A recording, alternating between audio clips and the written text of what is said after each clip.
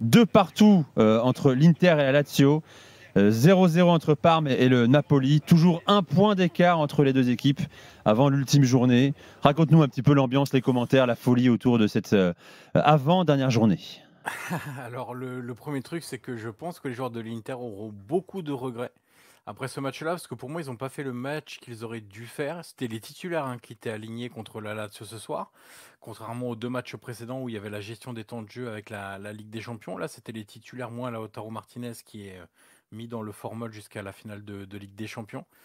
Ils ont été mous, ils n'ont pas été assez dynamiques, pas assez portés vers l'avant. Ils ont été très, très mollassons, pas dans leur habitude. C'est une équipe qui amène beaucoup de volume de jeu, beaucoup de courses vers l'avant. Je les ai trouvés très timides, trop dans le calcul aussi à un certain moment du match. Et pourtant, ça aurait pu marcher malgré ça s'il n'y avait pas eu la main de Bissek dans la surface à la 87e minute de mémoire et penalty marqué à la 89e de Pedro. Ça aurait pu marcher et on aurait eu l'Inter qui prend un point d'avance. Donc il y avait quand même pas mal de frustration. Globalement, il y a beaucoup de nervosité sur tous les terrains parce que Simone Inzaghi a été expulsé, Antonio Conte a été expulsé, les entraîneurs adverses, donc Christian Chivu à Parme, expulsé, Marco Baroni à la Lazio, expulsé, Sergio Conceição à Rome, expulsé aussi. C'était une journée évidemment très nerveuse, avec beaucoup d'entraîneurs expulsés, des joueurs expulsés pour des mauvais gestes aussi. Et le Napoli qui a vraiment tremblé à Parme sur plusieurs situations avec des tirs de loin, des gros arrêts de Meret, avec encore une fois un jeu plan-plan du Napoli. C'est vraiment pas brillant. Il y a quelques situations individuelles de McTominay et d'Anguissa où ça trouve la barre et le poteau, mais sinon dans le jeu c'est catastrophique. Le lundi dernier ou le lundi d'avant, j'avais dit que le Napoli champion, ça serait une bonne nouvelle pour l'Italie, mais plus sur l'aspect stratégie sportive.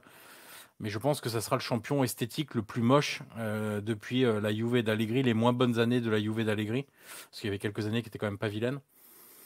Et malgré ça, ils prennent un point et ils sont en position de force, clairement, parce qu'ils jouent le Cagliari, qui s'est sauvé ce soir. Et je peux vous dire que Cagliari, une fois qu'ils sont sauvés, c'est le chapeau de paille, le spritz à la main et le short de bain avec les flamants roses.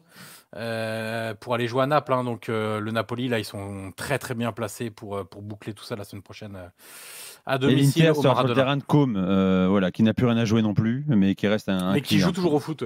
Et voilà, ça joue toujours au foot. Bon, un point d'écart. Je précise, Johan, si jamais, imaginons, le Napoli perd contre Cagliari, ce qui est assez peu probable, et que dans le même temps l'Inter fasse un nul sur le terrain de Côme, il y aura le match d'appui pour le titre, le Spareggio, c'est ça. Le Spareggio, exactement. Match et de 90 minutes. Jouerait quand ce match? Alors, c'est ça la dinguerie, parce que nous, on a des génies à la Ligue italienne. Et les génies de la Ligue italienne, ils se sont dit, tiens, on va remettre ça, parce que depuis c'est 2023, quand même cool, ça fait du suspense et tout. Mais bon, ça arrivera jamais, donc on prévoit pas de date, les gars, dans le calendrier. Non, pas besoin. Non, pas besoin. Robert, t'en penses quoi? Non, pas besoin. Ok, pas de problème. Et bah là, ils se sont dit, ah mince, ça peut arriver quand même. Donc a priori, ils pourraient décaler les matchs, enfin avancer les matchs donc de l'Inter et du Napoli à jeudi soir. Donc là, on est dimanche soir. Ah d'accord, donc ils prennent déjà une décision dans le cas où, en fait, c'est ça? Ouais, c'est ça. Mais là, on est dimanche soir.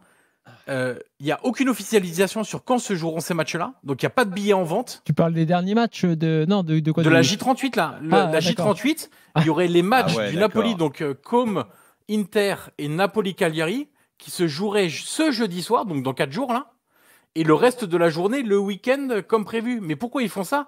Parce que si jamais il y a le Spareggio et qu'ils font jouer le match de l'Inter et de Naples le week-end prochain comme prévu, ils n'ont aucune date pour le Spareggio. Parce qu'ensuite, il y a la finale de la Ligue des Champions, et ensuite, tu dois libérer les joueurs pour les sélections nationales. Ah oui, c'est ça. Donc, d'accord.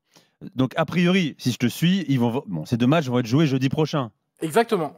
C'est quasiment acté, seulement les matchs de l'Inter et du Napoli. Et le reste de la journée, le week-end. À la limite, bon, c'est vrai que c'est rapproché, mais pourquoi pas, j'ai envie de te dire. C'est la seule solution. Bah non, pas. Pourquoi pas? Non, c'est des imbéciles, c'est tout. Quand tu prévois un système, prévois les dates pour le remplir, le système. Oui, ce que je veux dire, Yann, c'est que c'est trop tard désormais, en fait. Bien sûr. C'est le seul moyen de rattraper leur erreur désormais, c'est de les faire jouer en milieu de semaine pour permettre à l'Inter de récupérer avant la finale. C'est ça. Mais c'est complètement fou. Bravo, les gars. Bravo. Tu vois, on tape souvent sur notre ligue.